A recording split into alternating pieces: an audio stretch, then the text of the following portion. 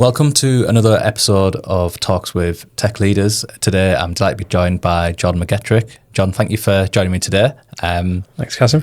Would you mind just giving a bit of an intro to yourself for our listeners? Yeah, I'm John McGettrick. I'm Head of Engineering at Oak Engage in Newcastle. Do you want me to go a bit further back? Yeah, sure. Absolutely.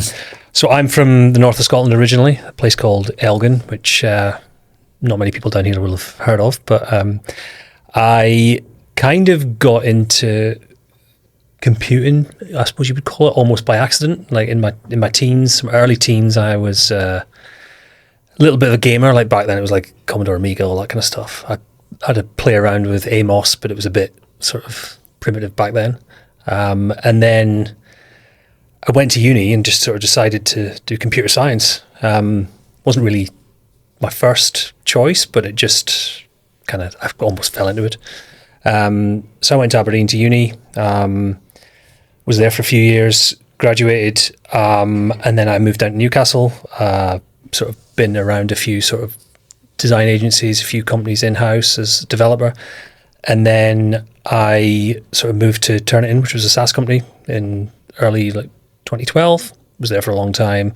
And then I've sort of got to senior engineer and then decided to go down the management path.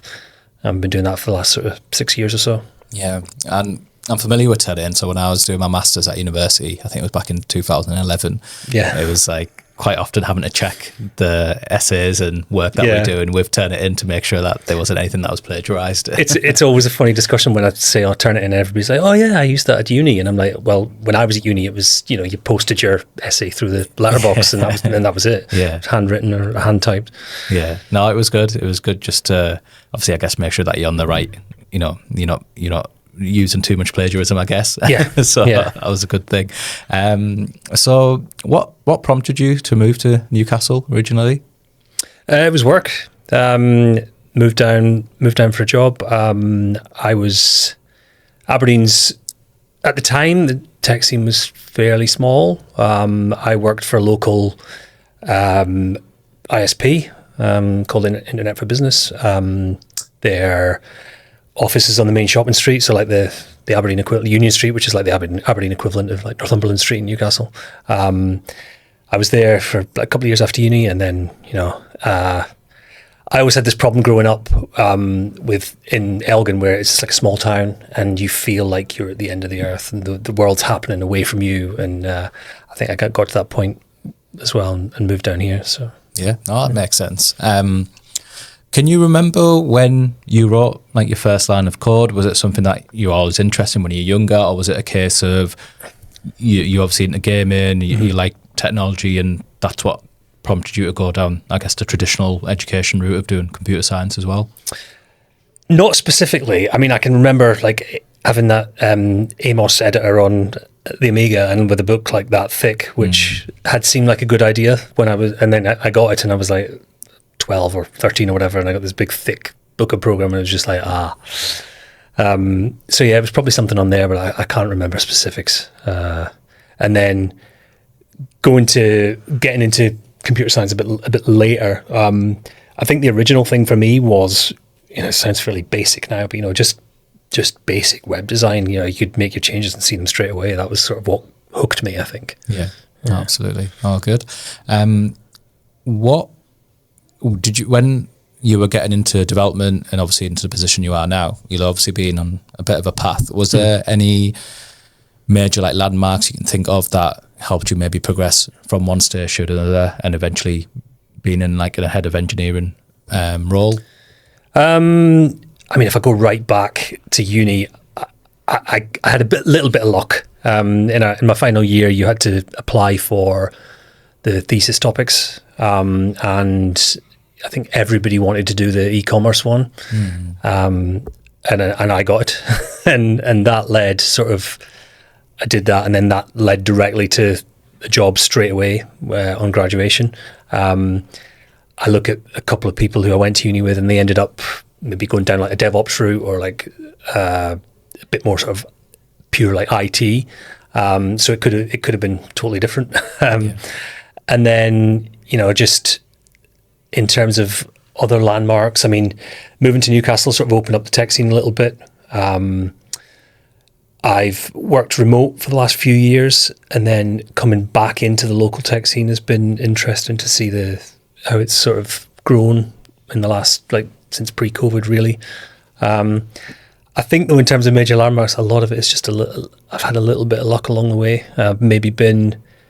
There's been a few positions where you go in and you feel you're maybe in the wrong place at the wrong time, but in hindsight, maybe I was in the right place at the right time and just got that little bit of luck with getting a certain job.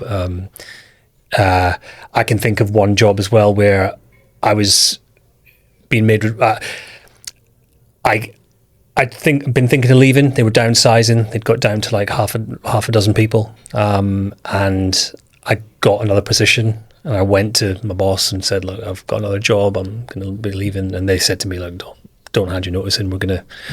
We're shuttering at the end of the month, so you'll get your redundancy payment." And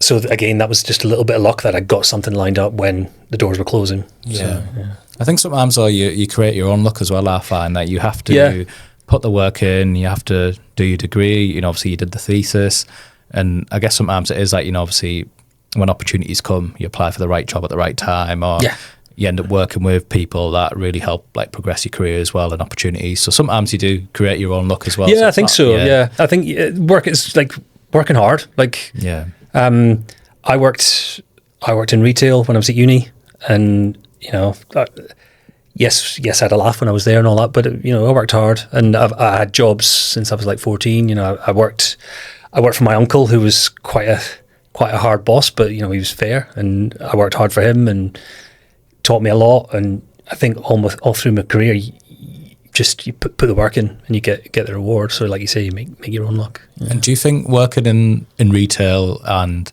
working with your uncle, were you able to pick up soft skills that you think may have helped progress your career in development as well? Definitely. I am a sucker for somebody. If you put a person in front of me for an interview and they've worked in retail, that to me is like so important. Like, you'll learn. I interviewed somebody last year who'd worked for a well-known famous bar chain, and I think they'd worked there for like 3 or 4 years, and that was one of the things I asked them about in the interview, because to me, you'll learn more about how to deal with people and situations in those 3 or 4 years than you ever will in a software house.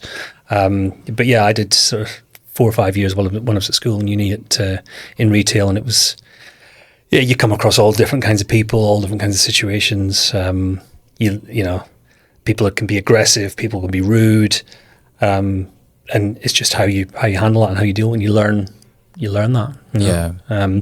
I was sort of trying to talk to my son there last week about, you know, in your working life, you will come across people that you don't necessarily get on with, or you don't necessarily see eye to eye with, and you learn along the way how to deal with that and how to get along. Yeah. No, absolutely. And with your career in management, when did that start? Was it something you aspired to do? Was it something that you kind of fell into? What was your journey like into management? I suppose in a way, in hindsight, I aspired to it. I've always been the sort of person in my friend group that is the organizer. I'll have the spreadsheets of like, we'll organize things like we're going somewhere, and it's like, oh, we're going there. I need money from him, money from them. And I'm the person that always organizes everything. And I think I've always been like that. And I've always been a kind of, I would probably say, like the responsible person in the group. So it's kind of a natural progression, I would say. At the time, in the position I was in when I first became a manager, I'd had somebody join not long after me, and we were the same level. We were both software engineers, but we were both the same level. We got promoted at the same time a couple of times, and then we both got to senior engineer. And I felt he's gone down the architect path since. But at the time, I always felt he was more the kind of person who, I would say, like at 9 o'clock at night, he would be reading a JavaScript blog, whereas that wasn't me. And I felt my skills were better with, I'd had a bit of success with like being like a mentor for new starters or showing new starters the ropes. Even subtle things like we had a buddy scheme at one job I was at, and you even if somebody was in a different department, you would welcome you would show them the company ropes kind of thing, and that sort of side of things I've always been pretty good at. So that sort of coupled with the other guy, that sort of led me down that path. Yeah. So it's sort of like a natural progression. I think so. Yeah, definitely. And what did that look like in terms of when you were promoted to management? How many people were you managing, and how quickly did you realise, okay, my role's going to change now, where I might not be on the tools as much, and I need to prepare for sort of this part of my career? So my initial team, I think four or five, and it was a team I was working in anyway. So I took on a couple of the more junior engineers. Funnily enough, on day one, I remember the email had gone round the night before to say who'd been promoted and all that, and a little bit of a reorg. And on day one of the more junior engineers came to me and he said, like, there was another engineer that had been promoted and he felt he should have been promoted as well because he was comparable to them. And I remember thinking to myself, this is day one, and I think, and he said, and he acknowledged it. He said to me, "Look, I know it's your first day, and you can't do anything about it right now. But I just wanted to sort of vent almost." But that sort of gave me a sort of thing to aim at, gave me a task to accomplish. That I needed to get them on a path to promotion, which we succeeded with in the end. In terms of separating myself from being an engineer, that I kind of struggled with, and I think I felt the company struggled with, because you're still seen as engineer John, not manager John, and as much as you try and pull yourself away from the hands-on work, you still end up doing it because, like you said, you struggle with it as well. You struggle to, because I've done that before, I know how to do it. Just give me, I'll do it. And it took me. I did that for a couple of years, and then I got to the point where I felt I had to move on. I had to do the management job somewhere else where I was just manager John. And then you get a totally new perspective on it, because then people only see you as the manager, which obviously you're not used to. You're kind of being a bit on the defensive side about it. So people defer to you, and then you're like, So it is difficult to start with, and I still, from time to time, I wouldn't say struggle with it, but it is something that's always there. Yeah. So are you hands off currently? I'm hands off currently. I've written a bit of code in my spare time in the last sort of couple of weeks, and I think I maybe wrote a couple of pipeline scripts last year, but that's kind of it. Our tech stack at Oak is C#, and I've never written a line of C#. So, right, okay, yeah. In terms of, like, I can get involved in code reviews and things like that, but it's more the concept and the design of the solution rather than actual syntax. Yeah, great.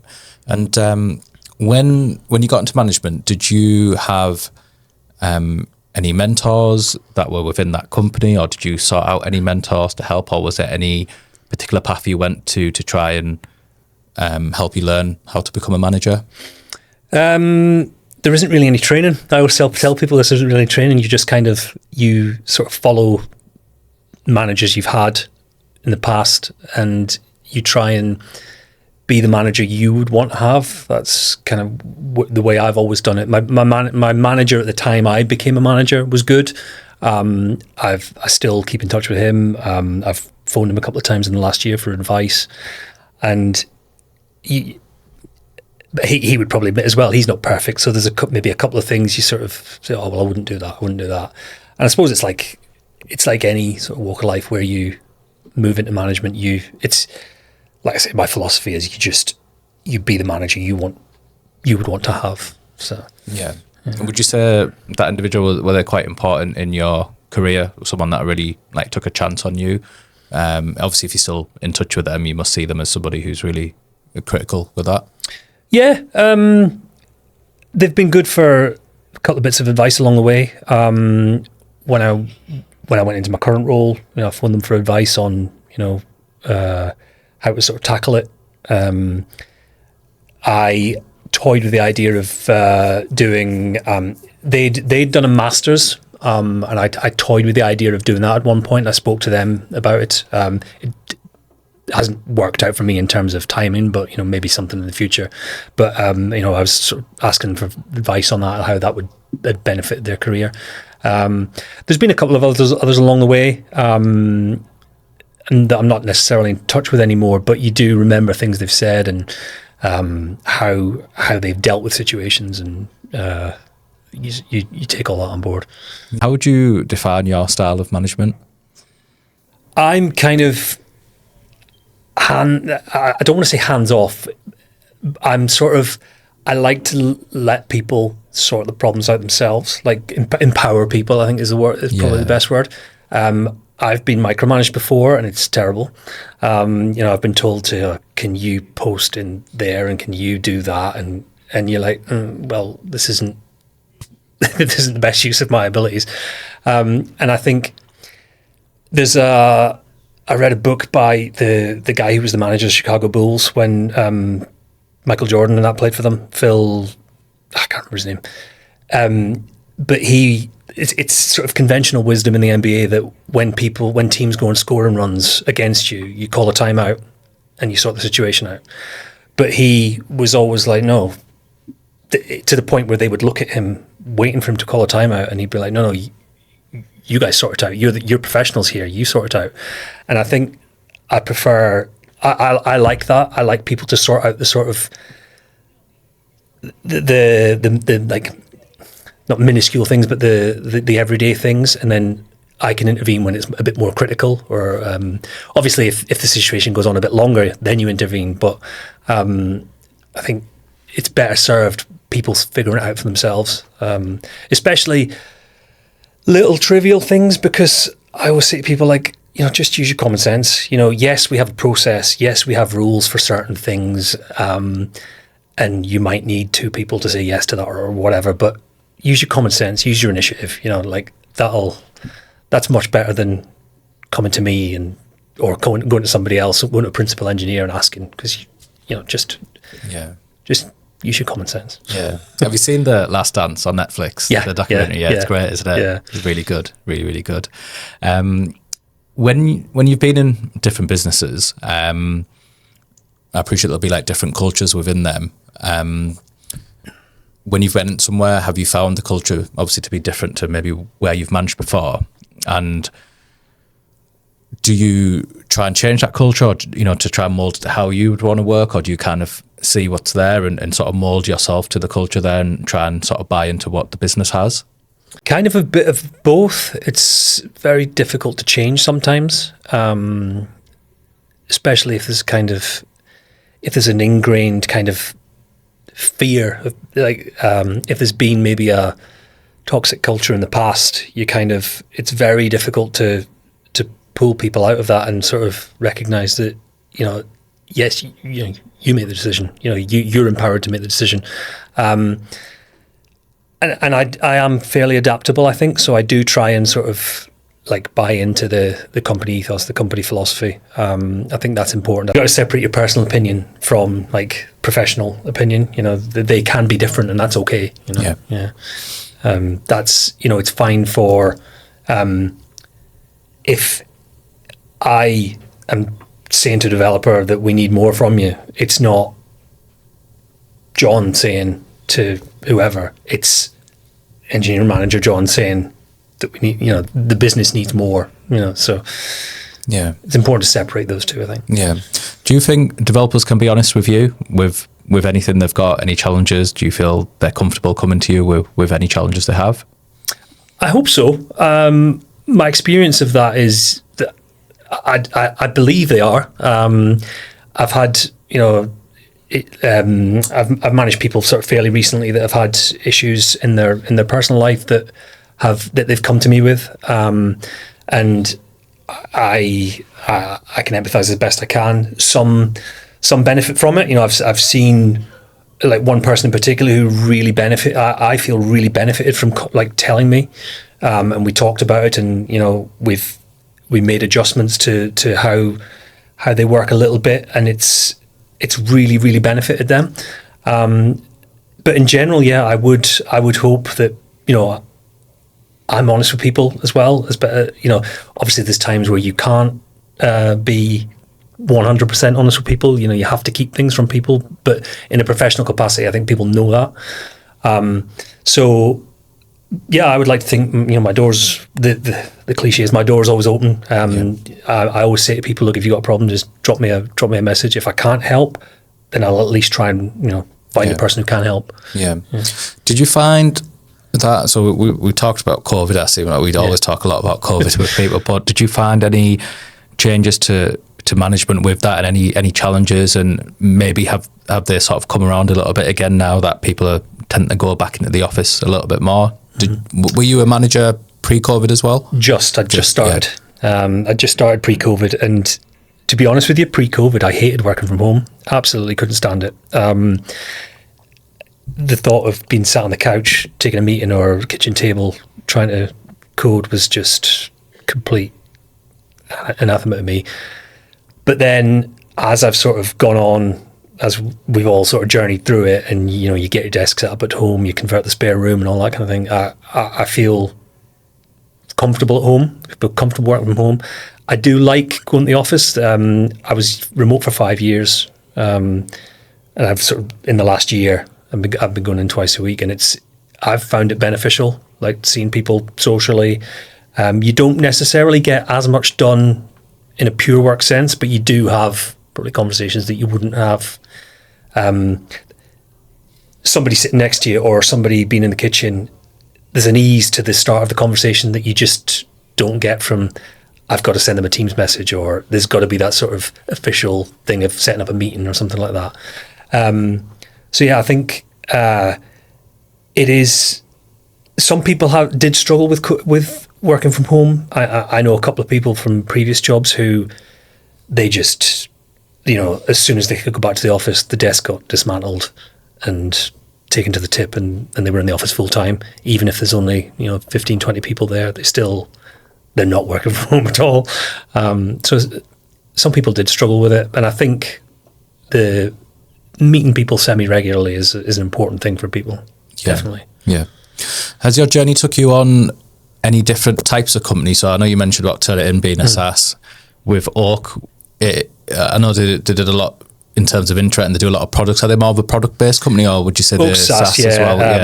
Employee engagement. That's our product. It's an employee engagement platform. My previous job, my previous company was like fintech, to do with like fraud prevention. So yeah, it's been the last sort of 15 years has been pretty much all SaaS, but in slightly different industries. Prior to that, it was I was very, very much sort of agency based, and you're switching context constantly, probably up against more aggressive deadlines, but you could be on one thing one week and then for the next 2 weeks on something completely different. So. Yeah, I guess that's the thing where you're going to be working on a lot of different projects in an agency, whereas maybe in a SaaS you might have something more of like a long-term plan, and you'll be making changes and improvements. But I guess, do you have a preference, or are you kind of open to whatever the type of like company does? I suppose it depends on the company really, but I think SaaS is probably my preference. It's just you have that focus then, you can plan you can plan and sort of learn along the way as well. You learn more about what your platform does, what your platform is trying to achieve, and then that you wouldn't necessarily, if you were switching focus all the time, you would, you kind of, when you're switching focus, I think you do what you need to do and then you move on. Whereas you become more invested, I think, if it's SaaS, especially like single product. Yeah. What I always found interesting about Orc is you tend to work with large organisations, large companies that have the need of an intranet or employee engagement products. So you work with like ITV, Aldi, Halford, so you work with some like really big companies.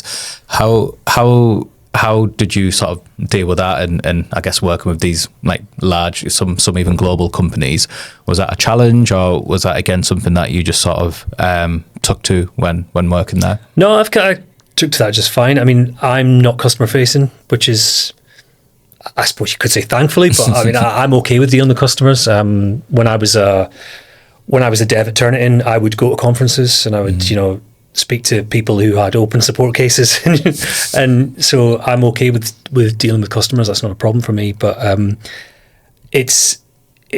there is a balance as well between roadmap planning and having to deal with the customer needs, what customer wants. So you kind of have to sort of balance where the roadmap sits, and there's always that the trade-off between which task we do and which piece of tech debt we leave and all that kind of stuff. So yeah. What does your team look like at the moment, and how does your position sit within that? So I manage probably too many people. Engineering at Oak is two main development teams. Well, I always say 2.5 teams, not to downplay the mobile guys. So we have two sort of project teams, if you like. They're sort of cross-functional, front end, back end. And then we have a mobile team who deal with sort of issues with the app. And then they almost kind of get seconded into the other teams depending on the project.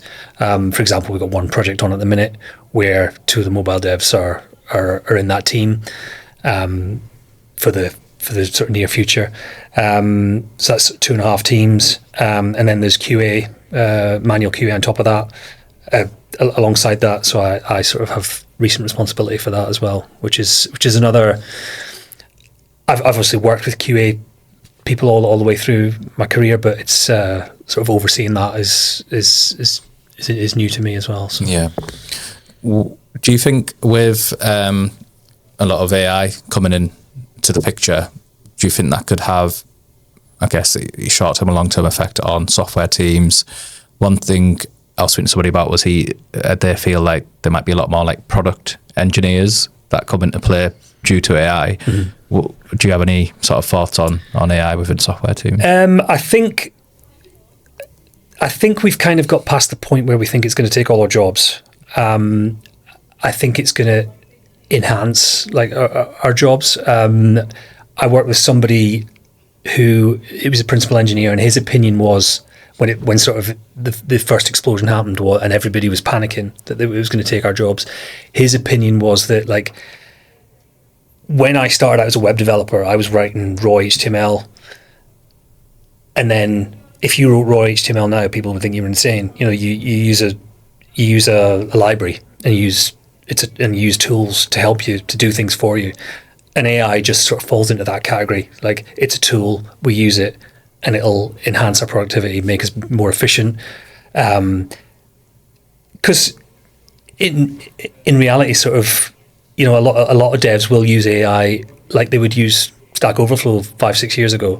It's trying to solve a particular problem or trying to get help with a particular problem. So yeah, I'm at the point now where I think it's a useful tool everybody should use. I think everybody uses it, don't they? Everybody asks ChatGPT for something every day. My brother is not in tech at all, and he'd never heard of ChatGPT, and I showed him it once, and then he was sending me screenshots of stuff he'd asked, and he was like, "I use it all the time. That's great." and I think it sort of permeates everybody's sort of daily tasks. And no, same with my wife. So she's a primary school teacher, and I showed her some of the stuff that it can do, and it sort of blew her mind. Yeah. She likes to use it a lot as well. So I want to talk a little bit about conflict. So, do you feel conflict is necessary within high-performing teams, or can a team that's polite, can get along really well, can still innovate? Conflict, when people say conflict, it always sounds like aggressive. Like I think as long as you're like, conflict can be passive and like peaceful almost. You don't have to scream and shout, to get your point across. And yes, people disagree all the time, but it's being able to like debate and discuss and work out what is the best solution for us in this particular scenario. So it's disagreement, I suppose, is probably is fine for me. I think, you know, we, as sort of mature, responsible adults, you know, we shouldn't sort of get to the point of being like aggressive or conflict. But yeah, I do think debate is healthy, and discussions are healthy, because especially now, like we were saying before, with being remote, you know, discussions happen that you maybe aren't aware of. And if 3 or 4 people or 5 or 6 people are having a separate discussion about things, nobody knows where everything's at. And sometimes you just need to get together and get on the same page, you know, and that will involve different opinions, and that's fine. But it's just getting on the same page as to what the path is forward. Yeah, great. I want to talk a little bit about assessing developers and interviews. So I work with a lot of mid-level, senior level developers. I have a lot of developers that listen or come to the meetup as well. And, you know, I always look for little clues or, you know, little bits of advice that I can help them when they're looking for a new job or trying to progress in their career as well. So with like career progression, have you worked with a developer either next to them or somebody who you've managed where you feel like they've progressed really quickly or they've done really well in their career, and maybe what were some of the traits you felt that helped them do that? So in my previous role, we used to hire interns to do, they would be like their gap year at university. So I think that was like their 3rd year at university. So we would hire them for the year, and then they would go back to university for the final year, and we'd keep them on 1 day a week whilst they were doing that. And then when they graduated, they'd come to us as a graduate. And then you've already got somebody, from the company's point of view, if they're good, you've already got somebody who's got 2 years in the company under their belt. They've got a year as an experienced developer, and you've kind of got the cream of the crop almost. But we had one guy in particular who is still there. He was brilliant, like really, really good. He just took everything in. Like you could show him something once and he'd go, all right, okay. And then you go off and like put it into practice or read up some more on it. And within a couple of months, you were treating him, you were giving him things to do that you were giving more senior developers, just because he knew how to do it, and he'd gone and invested the time in it. And I think a lot of that goes back to what I said before about working in retail, for example. Like he was a little bit older, in his 30s maybe. I hope he didn't watch this and go, I'm not. He was a little bit older, mature student, and he'd worked in hospitality for a long time, and then just got to a point where he said he didn't want to do this anymore. He wanted to be a software engineer. He wanted it. And I noticed when I interview people as well, you can tell the difference between people who want this job and the people who just want our job. That's not disparaging the people who want our job, but you can see when somebody wants this job. And he was very much like that with being a software engineer, and he was like a sponge. He would just take it in from everyone, every bit of advice he got, you know, that was recorded instantly, and then he would go off and learn about it. Yeah. So I know you mentioned earlier when you were getting promoted to management alongside your colleague, and he'd be somebody who would read JavaScript blogs, maybe likely to read. I don't want to obviously, you know, paint him as if that's what he'd done. But do you feel to progress in a software career, you do still need to maybe spend some time outside of work to sharpen your skills, or like you said, go away and research things, maybe play around with projects? Do you think that can help? Yeah, definitely. I think there's so much out there now to read.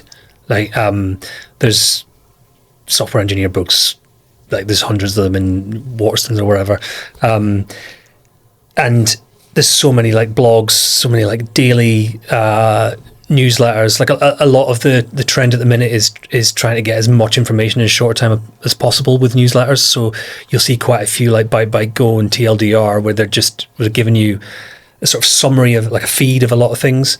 And even something as minimal as that, I think, is important that people should be reading. You know, you can't. I know people want to be that 9-to-5 dev, but I don't think you can be really. You can still park your work at work, but you still have to hone your craft. Yeah. And like it can, like I said, it can be something as simple as just like an email newsletter or a couple of subreddits or something like that. But you've got to keep in touch with trends and what people outside your company are thinking. Yeah. So you mentioned sort of one of the questions I wanted to ask was, are there any sort of green flags you look for when you're interviewing someone that outside of tech? And you've talked about, retail experience is quite handy, or hospitality or customer facing experience. If somebody doesn't have that, is there anything else you may look for outside of their technical skills that may help them get the job? A lot of when I interview somebody is about the kind of person they are. Like, I've interviewed somebody before who, at the time, we had a technical test and they aced it, but they just were pretty obnoxious and they weren't a nice person. So it was like, no, you're all right. Yeah. A lot of it is just the kind of person they are. Like, you know what it's like if you sort of say, "Oh, hi, how you doing?" They go, "Oh, fine." And you're like, all right. not got a lot to go on here. Yeah. But I always like to think I'm good at being able to draw people out, to draw a conversation out of people. I always sort of learned when I was dealing with when you're dealing with like American execs or things like that, you ask them about sports or like golf or something, and you've got them, and you can, you pull on that thread and you can talk, you can get a good conversation out of that, and then you've got something else to talk about other than just the job. And I think that's important. Like, after something else to, it's because that then bleeds into, can they fit in culturally? Is there something there other than just the developer? Yeah.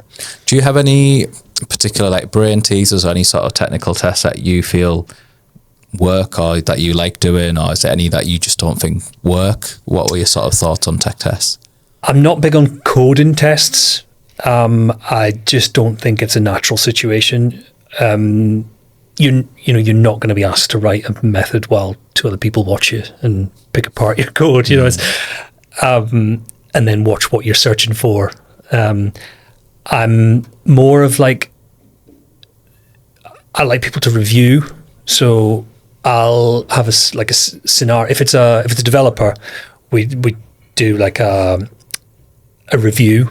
So we'll give them a bit of code that is partially badly written, or it's maybe stubbed, and it's like, how would you take that on? What would you, if you were code reviewing this, what would you say about it? What advice would you give? What's bad? What's good? What would you change? How would you test that, etc.? I think that's more of a natural, because you can spot. You'll get from them there what their skills are, what they're looking at, much better than them just writing in syntax. Have they got the syntax right? Because that's anyone can do that. Anyone that knows how to be a developer can do that. Yeah. So I'm much more of a kind of, I would say that's a lot softer than a coding test, for example. And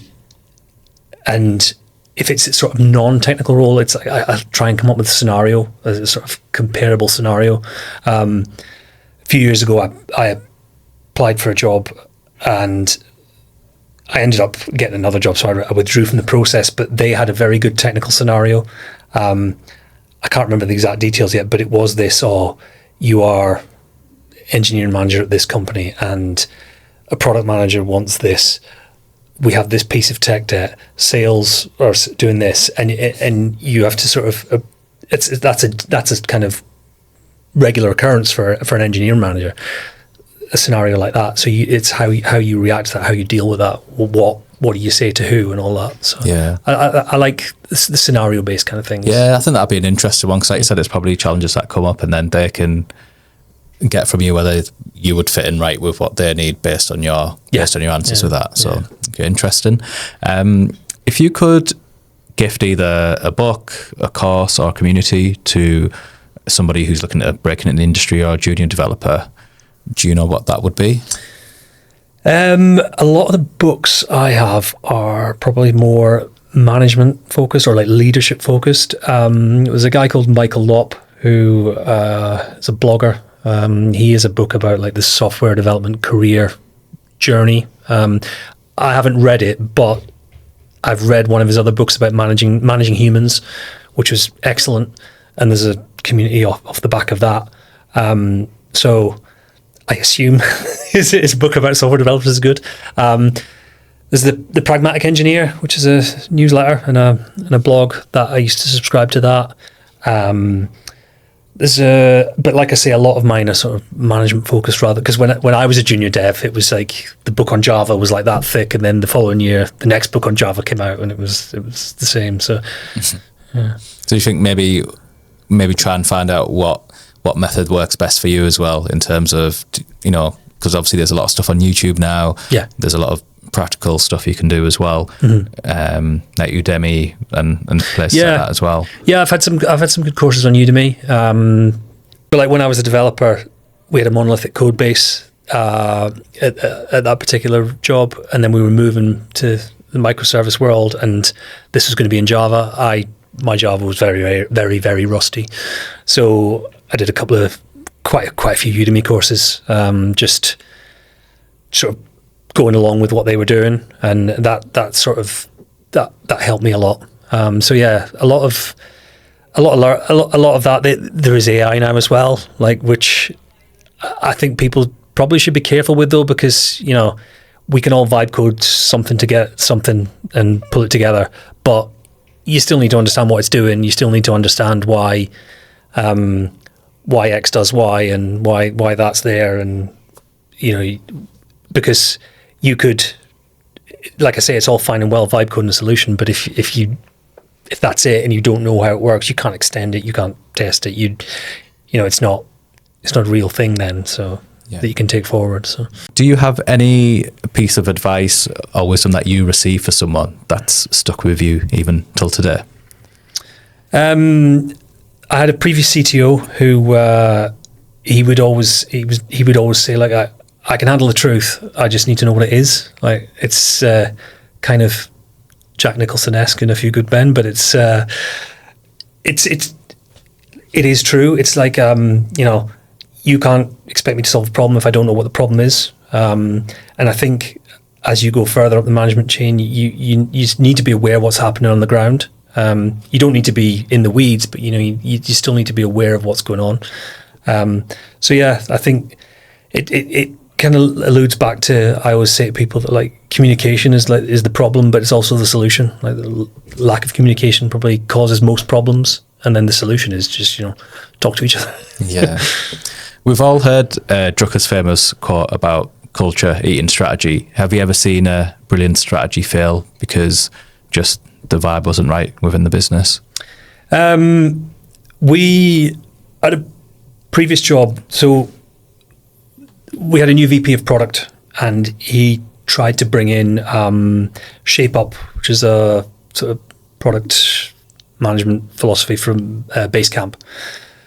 And that obviously works because, Basecamp is a successful company and it's worked in various places. But at the time, what was a heavily sort of engineering-led company at the time, it just didn't fly. There wasn't the buy-in. There wasn't it was trying to turn around an oil tanker. It was very much a kind of, that probably works in a startup environment, but it just wasn't compatible with how this company worked and the maturity of this company. Like, you were trying to it was almost driving a wedge between developers, in the sense that developers inherently always want to work on new stuff. You get the odd few that like bugs, and bugs are good, it hones your problem solving skills and all that, but most developers want to work on new stuff, greenfield stuff.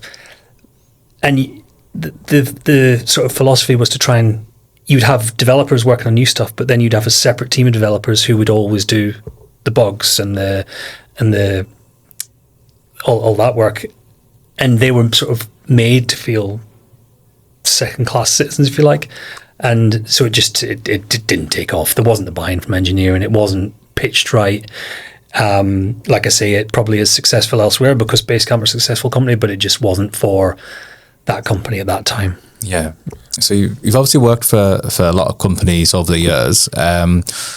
What would you say is one thing that you see average teams still doing that maybe like elite performing teams have figured out how to stop?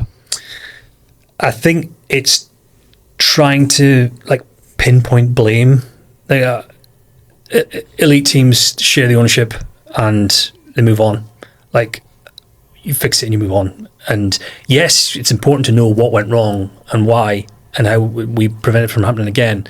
But it's not to point the finger at like, oh, you did that wrong. You shouldn't have done that. You know, it's very much that fix it, move on. You know, you have your post-mortem. Yeah, you know, like, yes, someone did make a mistake, but we're a collective, and that should have been picked up at various points in the chain. Like, just because developer A wrote one bad line of code or one line of code where they maybe didn't know what the consequences were, you know, the more senior developers could have picked that up in code review. If another developer has tested it, they could have picked that up then. The person who properly tested it at QA, they could have picked that up. You know, we maybe should have wrote tests along the way that also picked up. So there's several people that could have picked that problem up but didn't. So I think it's that shared ownership. You know, not to dwell on what's happened. Just fix it and move on. Yeah, fix forward. Okay. And looking forward then, in terms of the future, what does the next 12 months look like for you and the business, if obviously you're able to share? For me, it's very much, we scaled towards the end of last year. We had a bit of investment at Oak, and the aim is to grow the business.